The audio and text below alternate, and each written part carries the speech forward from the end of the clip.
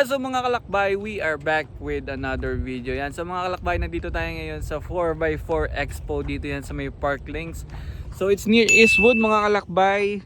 Check natin ngayon kung anong mga pwede nating idagdag sa rig natin pagdating sa off-road. So ang ganda ng parking kasi may may area dito na parking ng 4x4. So syempre si Blue pasok sa 4x4 ano yan. Kasama na si Jordan ngayon.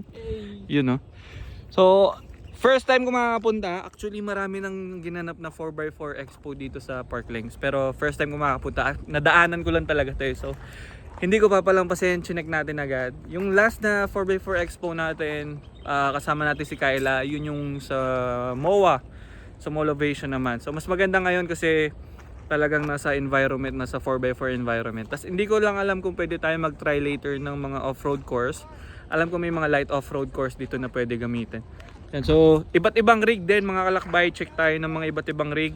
Yung mga nakita nyong rig before sa MOA, sana nandito sila. Overland Kings nandito yan. So sana sila Boss Jack episodes nandito, makita natin sila Ninong Rai if ever. Yan, so ganda. So ngayon simulan natin mag-ikot. Tingnan natin kung anong mga shop ang nandito. Tingnan natin kung may mabibili rin tayo. Actually number 1 is sa busina, no? Yan, ganda nito. Tingnan nyo yung Black Rhino nya. Naka-partner sa Radar Renegade RT. Yan, no? So yan yung tires natin before. So ngayon naka all-terrain naman tayo, pero laban din yung all-terrain natin. Lapad din. So yan mga kalakbay, pasok tayo ngayon sa mga shop. Let's go. Woo! Yan, so mga kalakbay, nandito na tayo ngayon sa loob ng 4x4 Expo. So different mga cars na bago. To CF Moto, yung mga ATV nila, all-terrain vehicle nila dito. Ganda nito. She's solid. Pogi. Actually, meron ako yung mga part ng test drive doon siya sa unahan na part. So, meron dong Jetour. Ito may Jetour dito. Pakita ko sa inyo yung itsura. Ganda ng itsura niya, mukha siyang Land Rover. Yan, so bago lang sa market. Yung mga ito bike photo niya ata may hawak. Ganda rin, oh. Mukhang jeep. Ito, ganda ng setup mga kalakbay, oh. Canon na GWM. And meron siyang water tank sa taas, aux light, awning. Okay din yung ganun na setup ng mga kalakbay, yung nasa likod yung tent niya. Pero akin mas prefer ko na nandito sa may bungad eh. Ganda rin ito, Canon. Lapad din tignan. Ito mga kalakbay, sinasabi ko, Jetour. Diba ang ganda na itsura? Sheesh. So, angas palalo, nilagyan nila ng lagayan sa taas. Sa akin siguro, medyo onting upgrade lang tayo ng suspension or additional na chunky wheels para medyo magkaroon siya ng ride height. Pagdating sa loob, ganda ng dash. Tapos automatic transmission. May kasama na rin siyang paddle shifter. Ganda. Tapos yung niya, hindi siya yung old school type na circle lang. Yan, so mga kalakbay, nabigyan tayo ng chance ngayon na makapag-test drive ng Jetour T2. So kasama natin si Ma'am Nina. So yan. So mga kalakbay, kung gusto niyo mag-inquire about sa Jetour T2 or sa ibang unit ng Jetour, lalagay ko dito sa baba ng video yung number ni Ma'am Nina para kung meron kayong tanong. So ma'am, pwede po yung, kunyari, may mga available for test drive if ever? Yes po. Yan, so ngayon, nabigyan tayo ng chance na makapag-test drive. Kasi matagal ko na rin nakita tong Jetour T2 na lumabas nga dito sa Pilipinas. Eh, yung looks pa lang niya, ang ganda na, sobrang ganda na. So, ayan, testing natin ngayon, let's go. So yan mga kalakbay, kita nyo yung key. Ganda ng key, yung laki. So, meron na rin siyang, ano ba tawag dito? Wireless charging port, mga ganon, tama ba? Tapos makikita nyo yung dash, laki rin ng dash niya. Tapos, adjustable seats, meron na rin siyang adjustable seats. Tapos, meron na rin siyang sunroof. Ang sunroof, ma'am, ang controls niya, voice command na. Lakbay, so on na ngayon. Pag nakita nyo dito sa display, andito na lahat talaga. So, aircon, nandito na rin. Tapos, ang kagandahan kapag sinara mo yung pinto, automatic siyang nag-a-adjust. Yung seat mo nag-a-adjust kung ano yung sinet nung mismong driver na kumbaga kung gaano kalapit or gaano kalayo. So may options din na dagdagan nyo yung preset kung gusto nyo gamitin yung set to or ano, kunyari yan, kapag nag-drive, mas maiksi yung pagdating dito sa leg space. Hello, Jutsur. Hello. Open sun. Open sunroof. Okay. Uy! So voice activated na rin siya. Ang galing. Responsive lang. So ito mga kalakbay, makikita nyo yung manibela niya is not the usual na circle, pero ang comfortable pa rin sa feeling. Tapos yung sobrang gaan pag ito-turn mo. So yun, sa isang car namin, sa Innova, yun yung problem ko kasi pag naka-stop or kahit moving na, medyo may struggle kapag minamaniobra mo. So itong gaan, sobra. Meron na rin, yun nga, pinakita ko kanina, may paddle shift. So maganda, lalo na gagamitin mo sa expressway or sa highway if you want to overtake ng mabilis-bilis. Maganda kasi meron siyang manual mode. Ganda oh. Tapos yung screen niya, grabe ang lapad. Kitang-kita mo kada corner. Tapos yung mismong bonnet na ano niya, hindi ganun kalayo. Hindi ka panay ganun. Hindi. Wow. Yan sa mga kalakbay, try natin ulit ha. Hello, Jitsur. Hello, Jitsur. I'm listening. Close sunroof. I don't know this yet. I have to learn it first. Parang hindi ko matandaan kung ano yung sasabihin. Close sunroof. Okay. Ay, close on. Ayun. Ang angas.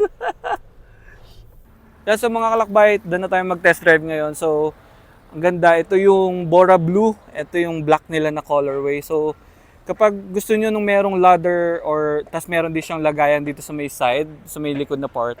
So, nag-start siya for 2,598,000, no? Tama. Tapos kapag yung base model, which is this one, 2.498 naman ang price. So, 100,000 price difference naman siya. Pero ang ganda rin, may nakita, yung kanina pinakita ko dun sa may loob, yun yung meron siyang roof rack. Okay din yun kung isasama mo dun sa 2.598. Isabay mo na dun sa may lagayan dito sa gilid, tapos merong hagdan sa may side. Diba? Ang ganda oh. Tapos, wala na to eh. Kumbaga, hindi mo na kailangan i-upgrade kasi ang ganda na. Ganda. So, solid na test drive kahit saglit lang tayo nakaikot. Makikita mo lahat ng features ng kotse. Yan, so mga kalakbay, kung gusto nyo mag-inquire yan nga, lalagay na, nakita nyo yung number ni Ma'am Nina, tapos tanong nyo na lang siya kung may mga questions kayo about sa unit, kung saan may unit na malapit sa inyo. Yan, so mga kalakbay, balik na tayo sa car ngayon. Ganda oh. Soon yan, mga kalakbay. Jatur, baka naman. Yan. So mga kalakbay, balik na tayo sa car. Alright, let's go. Okay. So ikot-ikot. Ay, ito yung bago. So dito tayo sa Ford. So, yung car natin, sa Libis din natin kinuha yun. So, ito yung bago nilang Bronco. Ganda. Sheesh, ang lapad. So, meron din Bronco Raptor, pero hindi ko alam kung meron na dito sa Pilipinas. Pero ang ganda ng Bronco. Silipin natin yung loob. So, ito mga kalakbay, mga storage boxes, lalo na maganda kapag magka-camping ka. So, although meron naman na tayo, pero yan, para makita nyo lang. And mga kagandahan din ng mga ganito kalakbay kasi kapag nagpupunta ka sa mga ganito na expo, syempre yung original price niya mas lesser, may discount. So yun yung kagandahan, kaya pumupunta tayo sa mga ganito. Kaya okay, bibili tayo ng blow punk mamaya, yung S92 naman. Actually, sayang nga, dat pala yun nalang pinakabit ko sa big bike. Hindi ko kasi alam na may 4x4 expo dito, pero bibili tayo ng red para sa Raptor. Ito mga kalakbay oh, Hot Wheels na owner, gagi, ang lupit. Kaya sa mga kalakbay dito sa part na to, nandito yung mga food area nila, tapos may mga skillet, ano rin. Ito maganda, mga tuboy oh, pwede pang ride, pwede pang motor. Yan. Pwede natin gamitin. So naghanap ako ng black. Okay, tanong tayo ngayon, let's go. At sa mga kalakbay ito, stigo, mga lutuan. So, okay din siya gamitin for camping. So, cast iron skillet. Ganda. Sheesh. May mga, dito sa part na to sa medyo dulo, may mga gears. Tapos may mga damit kung mga pang camping. May mga itak-itak, may mga bolo-bolo. So mga kalakbay, ito yung part nung pwede kayo mag-try mag-offroad kung gusto nyo. Gamitin yung rig nyo. Tanong tayo mamaya kung pwede gamitin yung Raptor. So, ang ganda rin, no? So dito sa part na to, dito yung mga car club, kung meron kayong car club. Kanya-kanyang mga setup dito, ang ganda. Uy, may CF mo to, CLX. Yan. Ayan yung mga naka-sale. 30% off. Magkano naman kaya kung naka 30% off? Grabe oh. Jaro. Tignan mo. Ang layo ng Coleman. Ang layo ng Coleman. Ito malupit mga kalakbay oh. Oh. Ang ina pang off-road na off-road Porsche. Sheesh. Ganun ka kayaman. So yan nung time na do sa MOA. Ito yung Overland Kings na 4x4 na nakita natin. So laki ng rooftop din yan sa likod. Kaya natin ginagamit ni Sir Joel. Laki no? Grabe. So yung likod niyan, grabe yung itsura. Grabe. Tundra yata ito eh. Yan, so silip tayo ngayon dun sa may part nung off-roading mamaya-maya. Let's go. Kaya mga kalakbay, ito yung part ng trail yan. Grabe, nakalagay. Light trail lang, promise. Pero grabe yung ginawang trail dito. So pwede nyo i-testing yung mga rigs nyo dito kung gusto nyo i-try. So light trail nga lang. May mini na ilog. Tapos may malaking hukay dito. Grabe. Car wash talaga malala pagtapos. Kanina parang gusto ko i-try eh, pero ngayon parang ayoko na. Pero maganda naman dito mga kalakbay kasi kung mabalaho kayo, syempre, ang daming rigs dito na magaganda na pwedeng magsagip. Yan o. So nanonood tayo ng mga ano dito. Ito mga kalakbay, Jimny oh. Panis, palag-palag. Lupit. Kita nyo kung gaano kalalim. Ito kasi yung mukhang mahirap angatan. Pa-exit. Ayan o. Panis. Naka-all the rain tire pa. Hey. Tignan natin gaano kalalim. Wait. Ang lalim. Ano yata aki gagawin nito? Hey. Hey. Skid na. Hey. Masyado maliit ang gulong.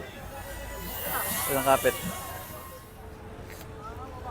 Ito mga kalakbay oh. Ganda oh. Photon to ah. Bike Photon. B40. Angas din. Ang lapad.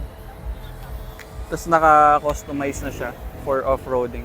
So I think 4x4 na rin to. Ganda na setup niyo oh. Ayan. Poging-pogi. Ganda pa. Army green yung kulay. Sayang hindi niya binabado sa may ilog. Eh, angas. Lapad. So yan, try nung B40 ngayon dito sa may ano. Kaso walang challenge kasi dito siya galing eh. Mas malupit sana kung dito siya galing tapos papunta dito kasi ito mahirap talaga oh. Uneven eh. Eh. Obya. Ay, yung tarik. Eh. Basic. Kayang-kaya.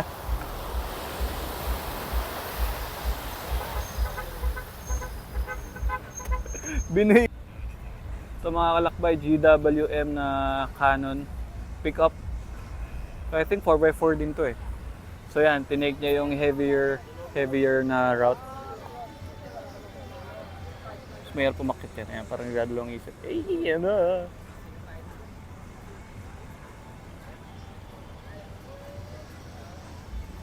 Hey, slide. Okay, upa. Ako baka tatsikan tayo na. Upa. Hey, basic.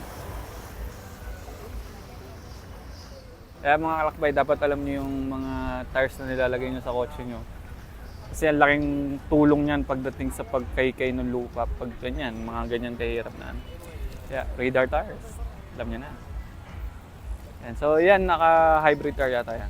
Parang hybrid tire yung gamit mo. Kanina kasi yung Jimny, all-terrain yun, kaya hirap na hirap umangat. Binasic lang oh. Yan sa mga kalakbay, bumili na rin tayo dito sa Blopang ng S92 na horn. So lalagay natin ito sa pickup. Tapos yung luma, Jordan. Yan. Itong mga kalakbay, Jimny ni Banawi Boy, nandito naka-display. Ganda. Sheesh. Lupit ng kulay. May pagka-Japanese vibe yung dating niya. Sa mga kalakbay, nakapagkuha tayo ng care package. So merong, ano yan? Concept 1 na oil? Kape! Akin na lang! Ano pang meron? Ano pang meron? T-shirt. Meron t-shirt, sleeves. Meron din tayong t-shirt. Merong Mga stickers na. stickers and VS1 na umbrella. Mamaya buksan natin. Solid. Nakakuha pa ng loot. Alright. So ikot-ikot pa tayo ngayon mga kalakbay. Ganda ng care package. Yan, so mga kalakbay, done na tayo dito sa 4x4 Expo dito sa Parkling. So solid. May mga nabili rin tayo kahit paano. Yan, so nakapag-test drive din tayo ng Jetour. So solid, ang ganda ng Jetour dito.